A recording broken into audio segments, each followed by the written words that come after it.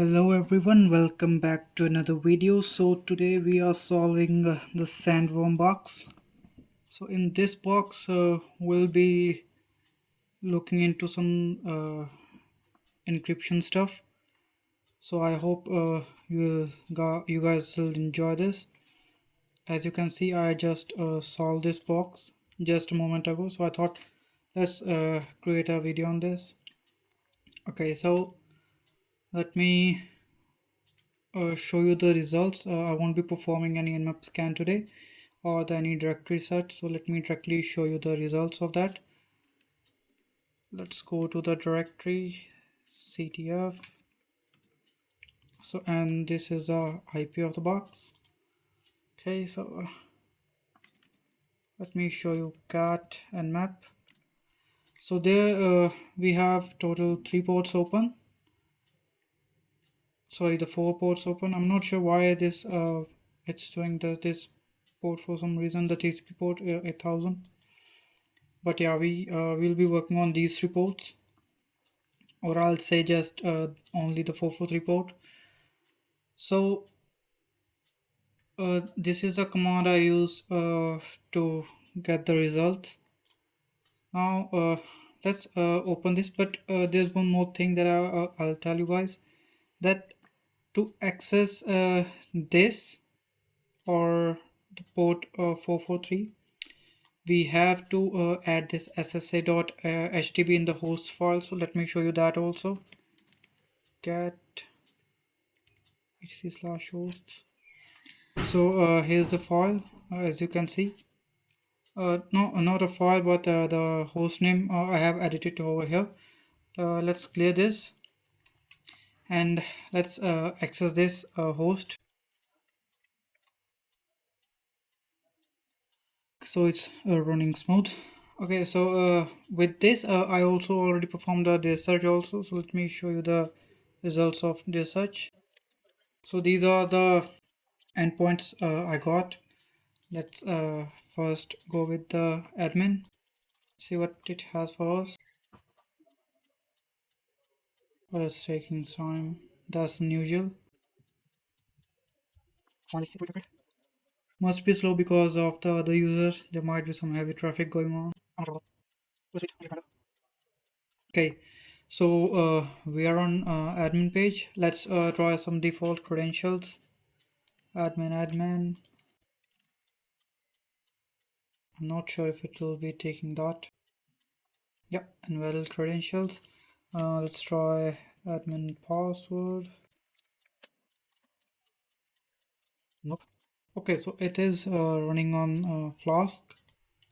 There might be some exploit available for Flask, but before that let's check the other pages also, like this guide for the contact. We can already see it's here. About that's also here. Let's check the guide. What's this will give us.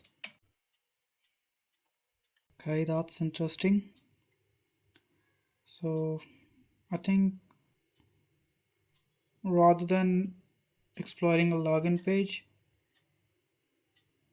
we might be exploiting this functionality.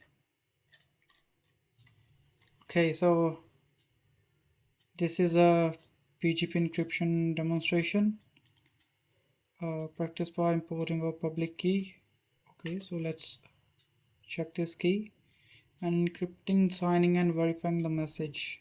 Okay, here we got the PGP public key block. Let's copy this.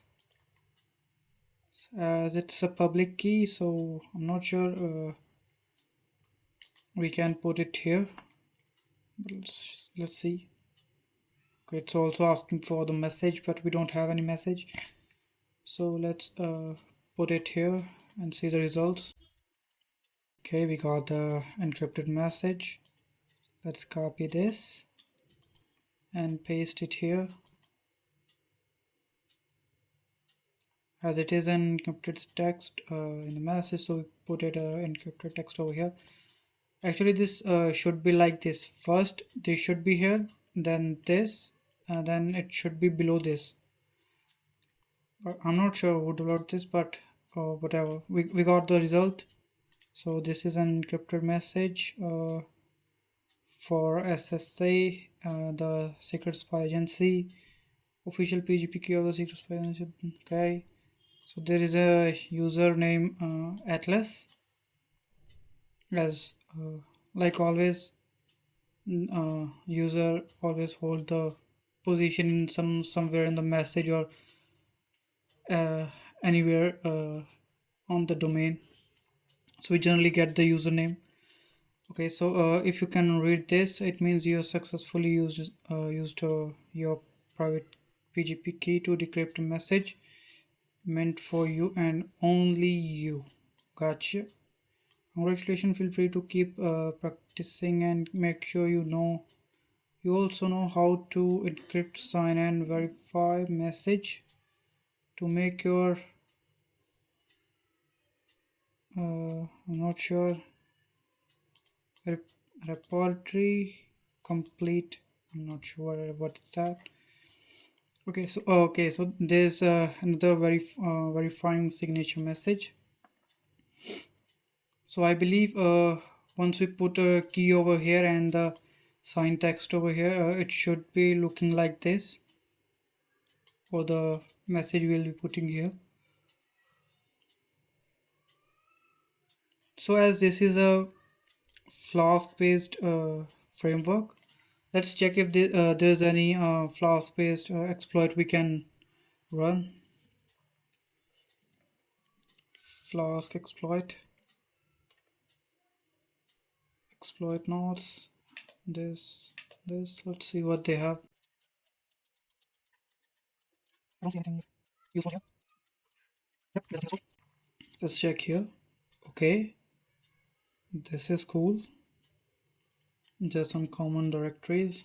Let's try the module. Nope. Module slash admin. Nope. I guess it has something to do with this building our own encryption key.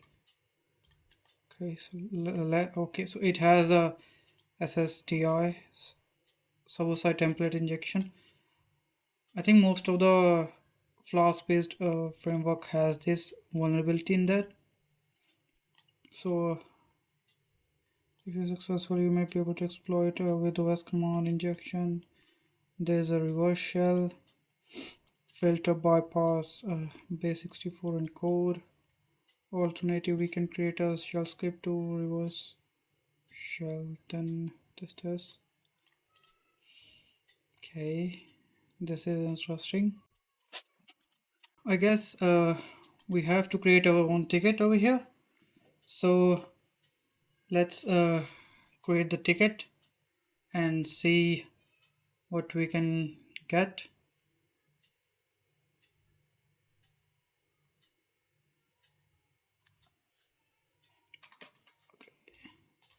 It's clear.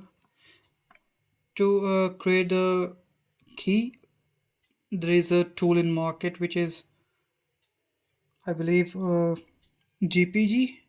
Yeah, it was GPG. Yeah, this is a GPG. So we can create encryption key using this, and let's generate our own key for now. Gen-key. Okay, so it's asking for the real name. GPG need to construct a user ID to identify your key. Okay. So what if we put this payload? What will happen? So in the real name, let's check that. And for the email address, let's put anything over here. Dot this. Okay, create one. We don't need this, so we'll go without the protection, as we are just checking this. Okay, so next we're gonna export the key. So to export this key, we we'll be using the command gpg hyphen a hyphen double hyphen export, I believe. Yeah, double hyphen export. Then the, I guess, the email we used for the key. Okay, let's copy this, paste it here, and then we'll put it in the file, which is we can name it whatever we want. So let's name it pub dot as asc, and enter. That's ls cat. Okay, so we got our public key. Let me tell you why I used hyphen a. So most of the key actually use this extension. Let me show you in the gpg itself. Gpg hyphen h hype grep double quotes hyphen a. Okay, this is a long list. There it is. This is armor to create a ASCII based text based key. So that's why we use this. Let's clear. So now next we have to create a signed message also, or which our key will be interacting with over here. So let's type something echo. This is exploit test.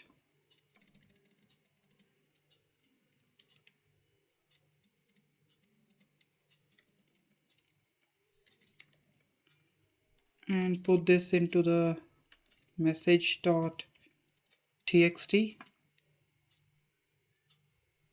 So what it will do after running this command, it'll ask for the phrase. Let me run the command, which is gpg double hyphen clear text. So it will add this message into the clear text format in the key, or not in the key but the signed message, which will be encrypted with the signature. But as we are putting a clear text, it won't encrypt that. So clear sign, next hyphen output. In output will be giving a name to the signed message. So sign dot asc. So we are exporting it in the same format, and we'll give it the message will be combining together, message.txt. So let me explain again. So the hyphen hyphen clear hyphen sign tells that gpg to create a clear text signature. That means the original message over here will remain readable, and we are not encrypting that. And for the output, specify the name of the signature file. It's like putting your signature onto a, I guess, a piece of paper. And then message.txt is a file we want to sign. In this case, our message is like this is a exploit test in the message. So so over here, what we are doing in result, after running the command, we get a file called let's see, sign.asc. So this is our digital signature now, and it's a proof that whatever is written in this was signed by me.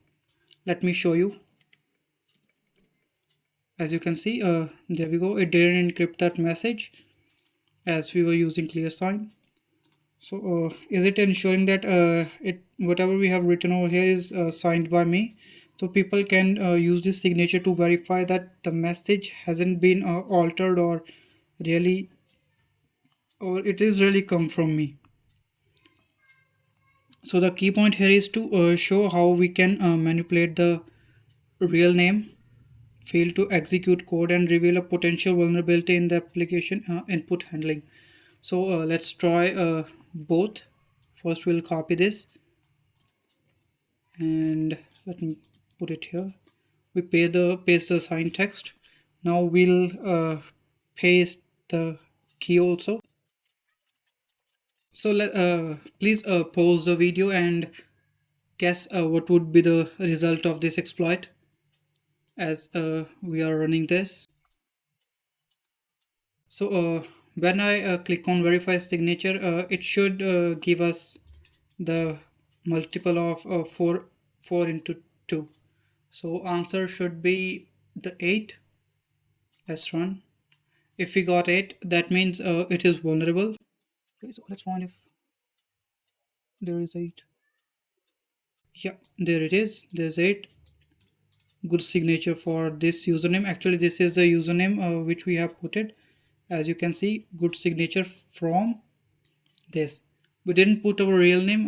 We actually put the payload. So I guess we can exploit this. Okay, so let's create a new key in which we'll put our exploit. Let's read this document. So SSTI this. If successful, you may be able to exploit with was command injection. Gotcha. But let's not put the command injection.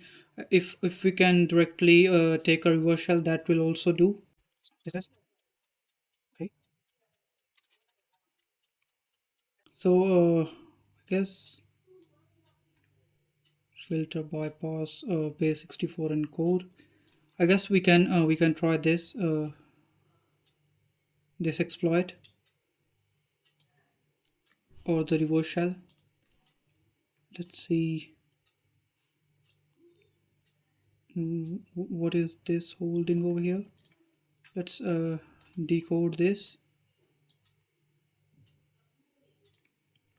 If I paste it here, this is already base 64. Let's check it on the cyber chef. As it is a base 64, it should show us something from base 64. Okay, so we are putting the reverse shell, which will be in bash command. And what we are doing over here after we put this, what this exploit is doing, let it go. Yeah. So it is creating a directory with this name. Base 64 will be the. I'm not sure if it's a -d for directory. Let me check it again. Okay, so base 64 is -d is actually for decode. Got it. I'm not sure why I didn't decode that. I might have to put it in the double quotes. That way it will take it as a single string, so it will decode the message. But like we already got that, we are putting our reverse shell over here. So let's copy this and delete this. We'll paste it over here.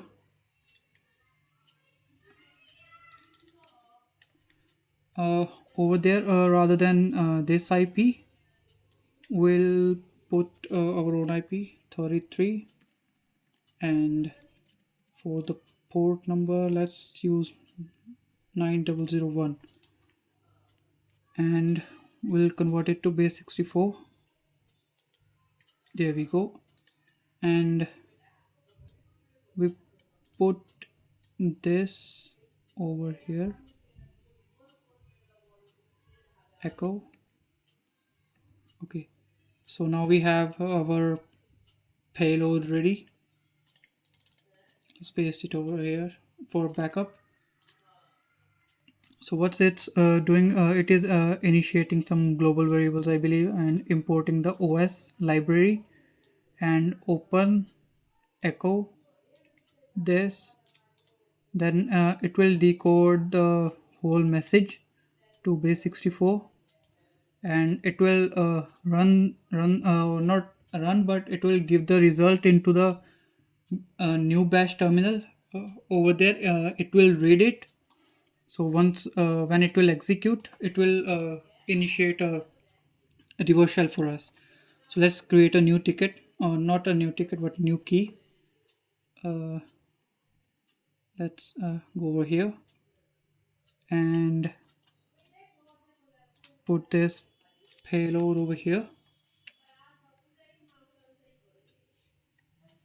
and for the name, I'm not sure what name I gave the last time, so we don't have to work twice. Okay, so it's not showing. Let's check the history. Okay, so I have to give it a new name. Okay, so let's t at t dot t, as it's going to be just another key. Okay, we're not putting any encryption. Okay, so here we go. Our payload is embedded. So now let's export this also. It should be over here. There we go. Remove this, paste this. Now we'll rewrite the whole file, I believe. Yeah, it has rewritten the whole file. Now we'll create a new signature with the same name. Okay,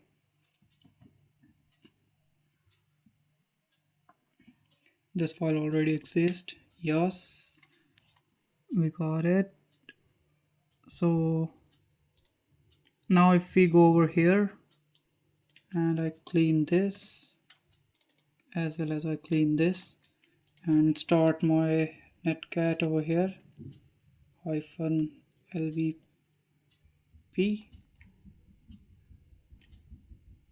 let's check if lvnp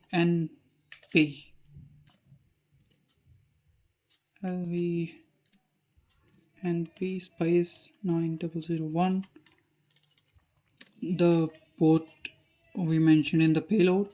Okay, so let's not run it over here. Cancel. We'll split the terminal, copy this, paste it here, and we'll get the public key. This public key is actually holding the payload. Now we'll get the signature also. I believe it's going to be the same signature. So okay, so when I click on verify signature, we should be getting our reverse shell. So let's do some good. There we go. Lovely.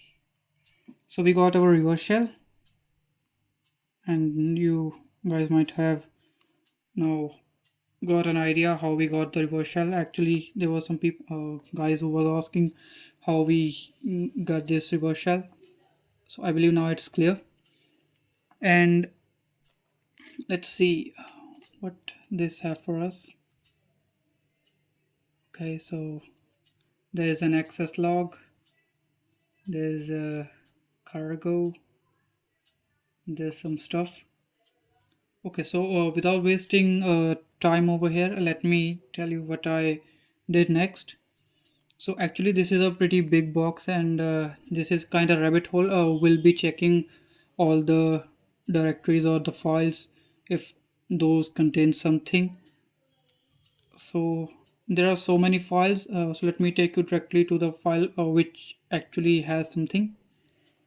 So rather than cd over there, I'll directly cat that file, cat this config file, which actually contain the password over there, dot config slash http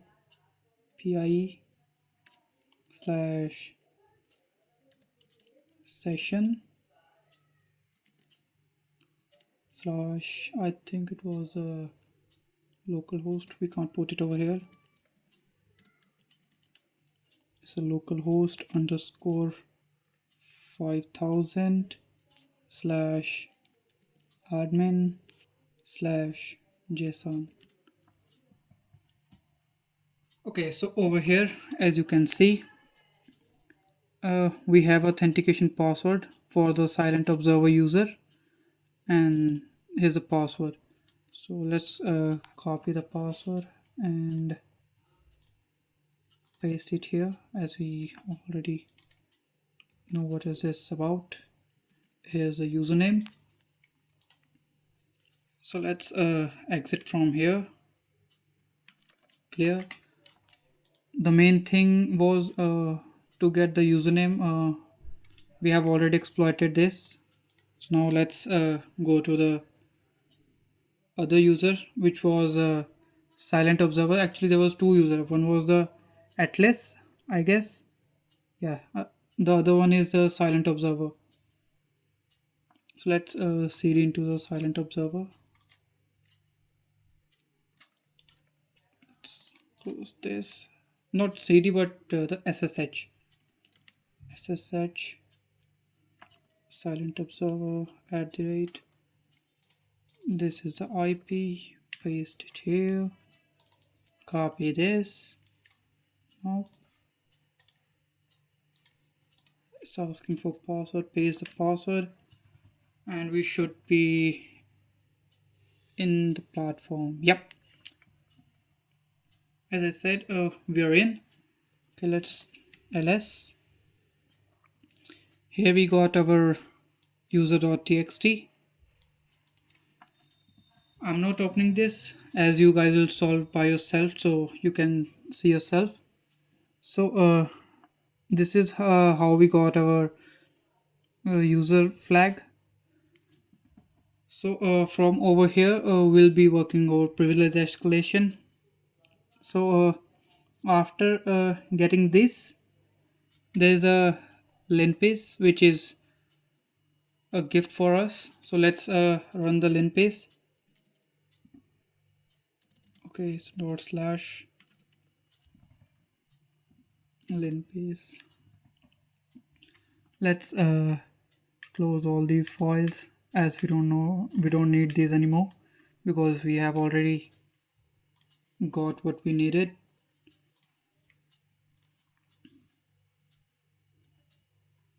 I'll fast forward this.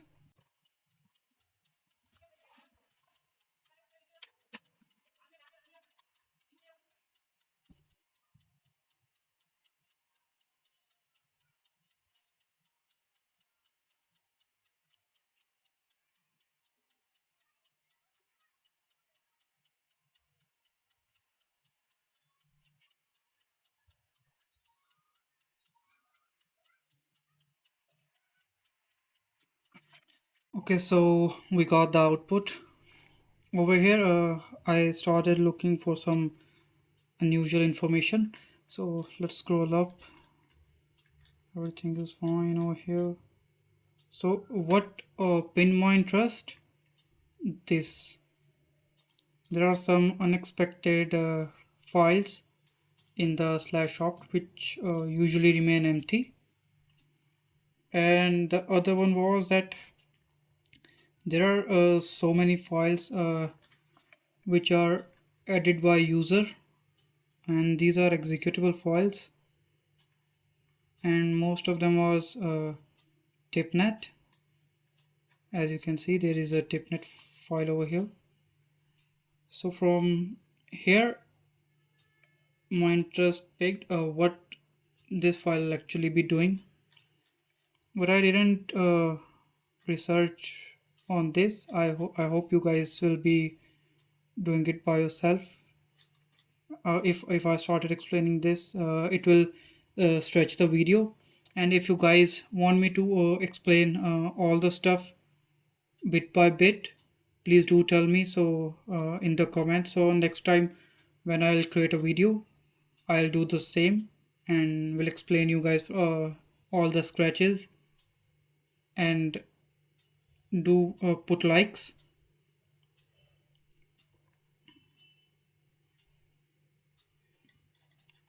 Okay, so yeah, where I was over here. So this piqued my interest, so I started looking in these files, and then I went into this file which is Cigarettes. I'm not sure how to pronounce it. It says cigarettes. So let's clear this. ls cd slash ls. Let's go to this file.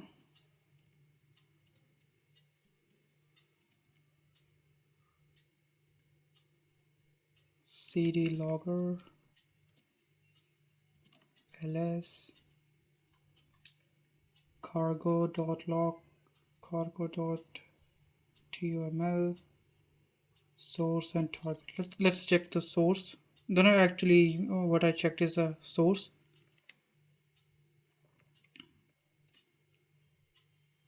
and I was actually checking all these files, and after wandering around, I found that this file, rather than using SL, I was using ls-la. So this file actually has a write permission, as you can see. So then I cat this file.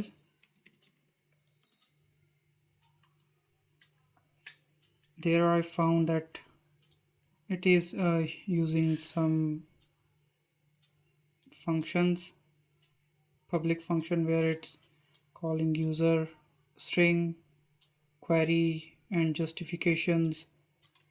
And let's now it's taking the, I'm not sure if it's taking time or what, or maybe a host over here over here it's taking the timestamp. Here it's taking the log messages. Then it is checking mutely file, match the options, append the file, where it is actually taking all the logs, and if that doesn't exist, then it is creating that file, I guess. That's how it is working. So I checked this, and I also checked another thing. If you guys remember, there is this file exploit.php. Let me show you that file also.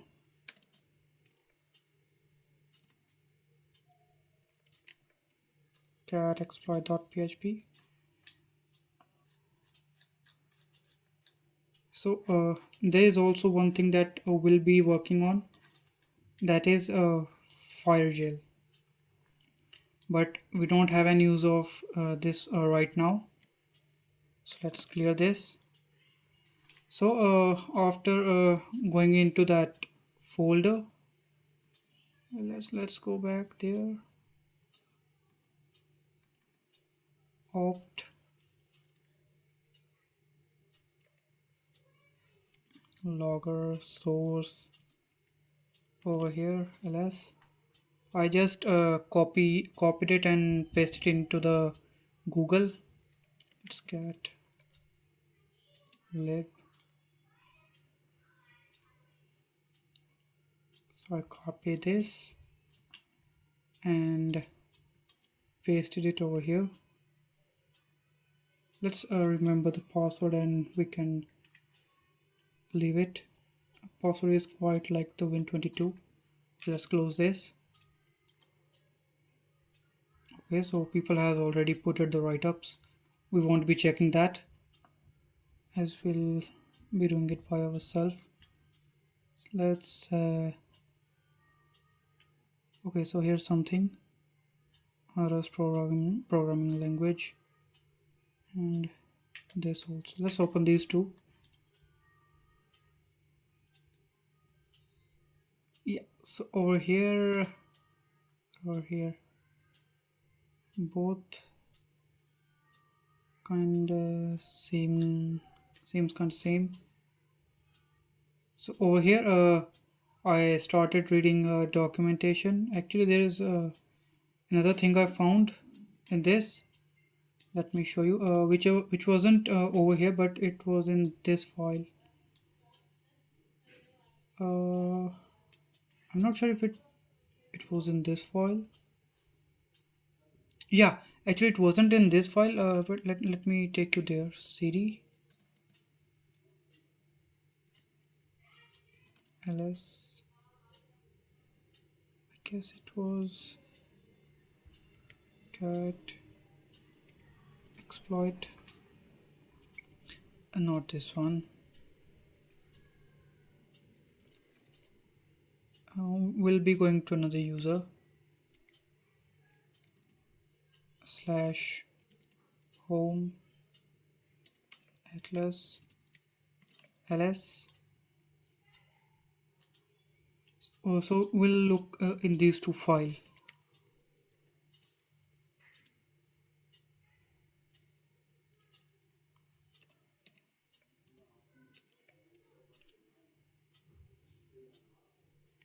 Okay, so we don't have the permission to cat this file. I guess we missed our opportunity. So we can cat this?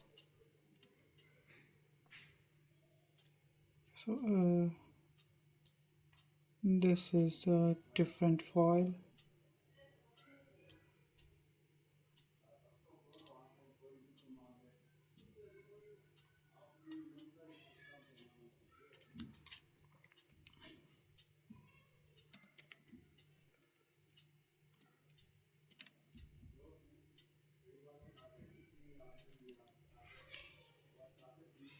Okay, I don't remember what I saw, where I saw. Let me remember that again. I guess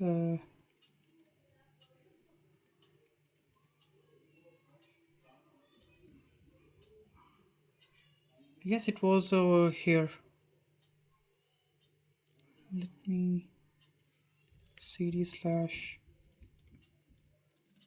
As I said that this is a full rabbit hole. We have to check all the files manually by going over there.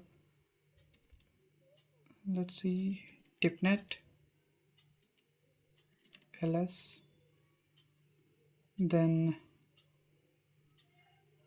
cd source cat main.rs. Yeah, now I remember. This was the file I actually saw first. Then I went to the over this. So over here, what I found interesting is that it's using this use a standard process command. So when I copied this and paste it into the Google over here, it took me over here. Command in standard processes in the Rust. So over here, where's the magic actually going on? So what we did over here is, if you read all the full document over here, it will take you some time, but you will understand stuff. So let me tell you what I found over here. If you see that in the implementation, there's implement command. So we'll be exploiting this. So as you can see, construct a new command for launching the program at path program with the following default configurations. No argument to the program. Inherit the current processes environment, inherit the current processes working directory, inherit a standard input, standard output, standard error for spawn and or the status, but create pipe for output. So what I did is I tried this exploit. This is actually an exploit. Let me show you how. So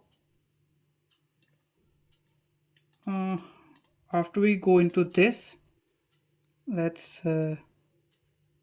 cd back to the file which was actually running. I actually didn't knew that that's going to be our exploit file.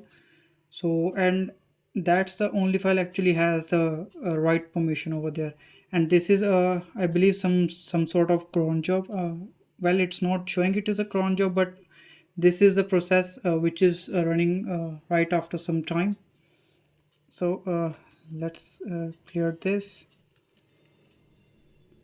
and ls lib.rs. Let's copy this whole content.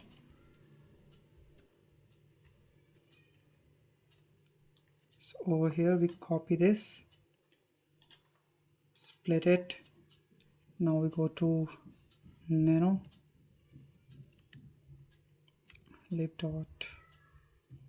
We'll create our own lib.rs. We'll upload this file and we'll exchange with this file.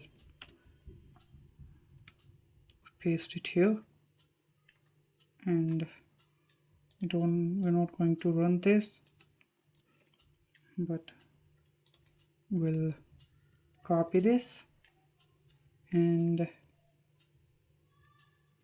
we'll paste it over here.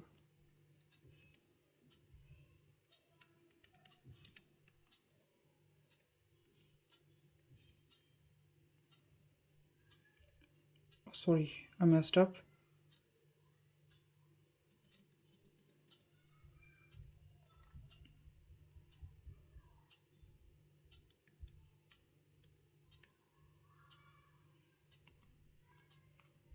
This is not how it's be going. It should take this into I believe it was let output. Like I said, if you read the whole process over here, you will understand why I'm writing that. And if you want me to explain this, do write me in the comment. I'll tell you guys. And if you want me to explain like whole process in other upcoming videos, put the comment and do the likes. I'll do the same for upcoming videos also. Okay, so I'm not sure if I'm writing the correct.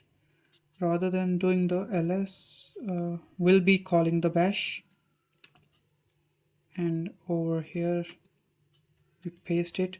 So now it will process the command which is this. Let's delete it once. Now it's in proper segment -c over here rather than -l, and here we'll put our exploit, and the exploit is going to be the same. I think I wasn't an idiot who removed that file. So let's go back over here. Rather than going back there, let's go here and put 33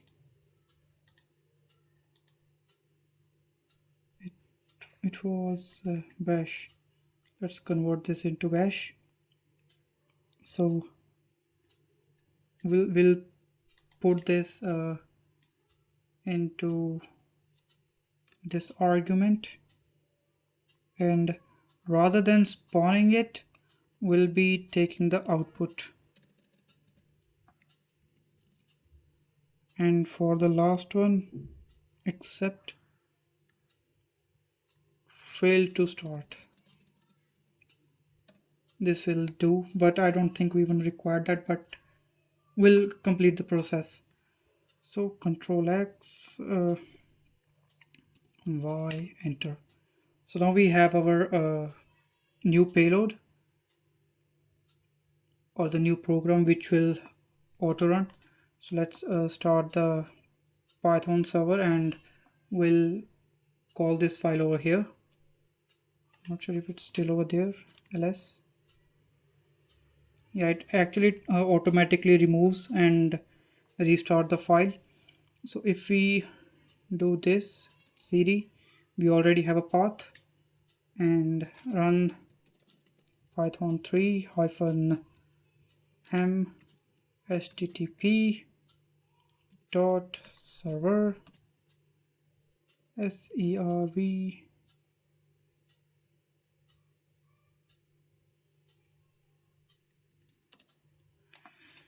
Okay, so it's running the server.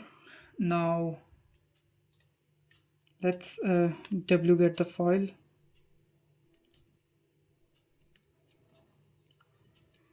My IP 10.10.16.38 colon 8000 slash lib.rs. There we go. Now we got our lib.rs. We'll close this, clear this, and now we'll start nmap again, not nmap but netcat again. And what we'll do, as I said, it is a automated process. It is running itself again and again. So we'll just copy this file and paste it on this path, or we'll just we'll just paste it over here. So we cp this lib.rs space the path and enter. Now we should be getting the reverse shell over here.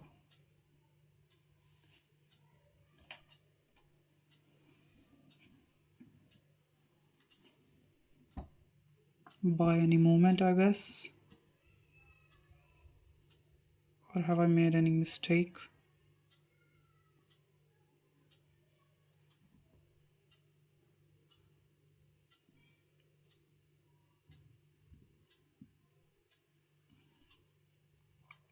If I remember correctly, I actually made a mistake last time. So let's try over here. Okay, yeah, lovely. We got the reverse shell without doing anything. Actually, we did quite many things, but this is how we got it. So now next we'll check if there is any way we can establish our connection with ATLS. Atlas, sorry, not ATLS. I'm being an idiot over here. So okay. So Atlas.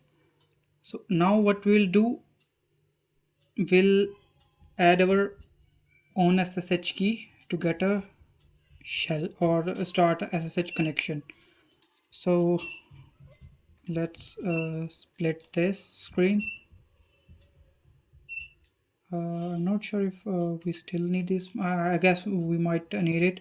Let's vertically open this, and we use to generate our own SSH key was SSH hyphen key generator. Yep, key generator. Enter the file in which the C to save the key. Okay, so let's see what's the name they are using. So we'll give the corresponding name. ls let's cd dot ssh ls. So they're using authorized key. Let's give this the same name. Enter the phrase. We don't want to enter any phrase, the same phrase again. Yes, this is going to be an empty phrase.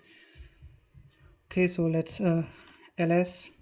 We got the two keys. This one is for us, and this one is which will be going over here. So let me move the authorized keys into the CTF folder so we don't get any complication. Then we will rename this and pull it over here. Let's move this authorized key into the CTF ls and move the same key to this name ls. Okay, so we rename the key. Let's run the Python server, python 3 -m http dot server and rm -rf remove forcefully authorize keys ls. We don't have any key now, so let's pull the one we have created. wget 10.10.6. No. Okay, I did an idiotic thing. Let's wait to get the reverse shell back.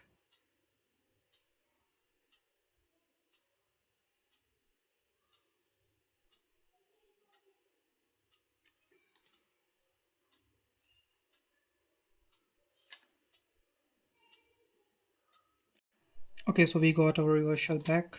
Let's cd into this cd slash dot ssh ls. Okay, cd dot ssh ls. There shouldn't be any key. Yeah, we don't have any key. wget space 10.10, not 10 but 16.38 colon 8000 slash authorize key. Let's pull this. Lovely, we have uploaded our key. So now we can exit from here and exit from here too.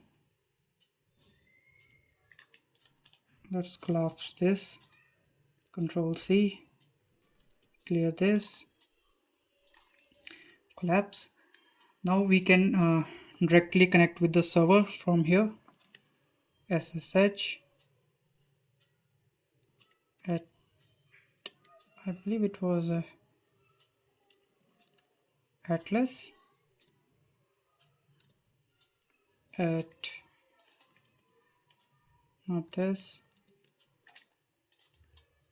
this is the IP. Sorry, I forgot to use the key. Let's -i authorize key, enter. We directly go into the server. Okay, we didn't put any password over here.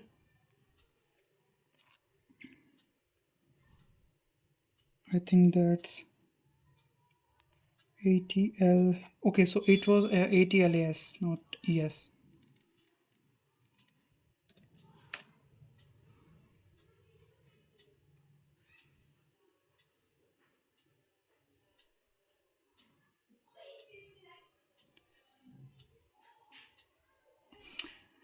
Lovely. So we are in. We'll perform ls. We have to create another session with the same command. So let's do that fast.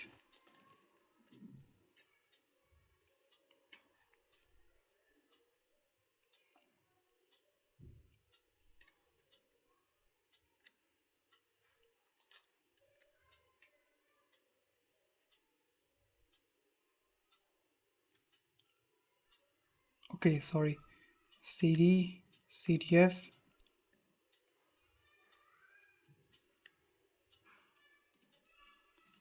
clear, paste the command. Now we should be getting another session running over here. So till then, let's run this exploit. Actually, this is the exploit we will be using. So /exploit tab .py.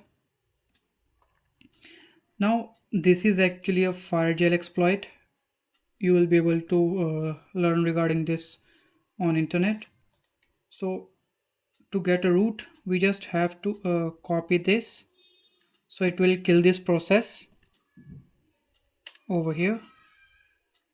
And as it said that in another terminal to obtain a shell where sudo su hyphen should grant you root shell. So we won't be using sudo, we will just use su hyphen and paste it here. And there we go. Now we are root. Let's clear this. As you can see, we are in root. And if we do ls, and here is our root key. So this is how we completed this box. I hope you guys liked the whole video. Thanks for watching this video and do subscribe. Help me reach 1000 fast so I can get resources to create more videos, and I usually don't get much time, so please be patient with more videos.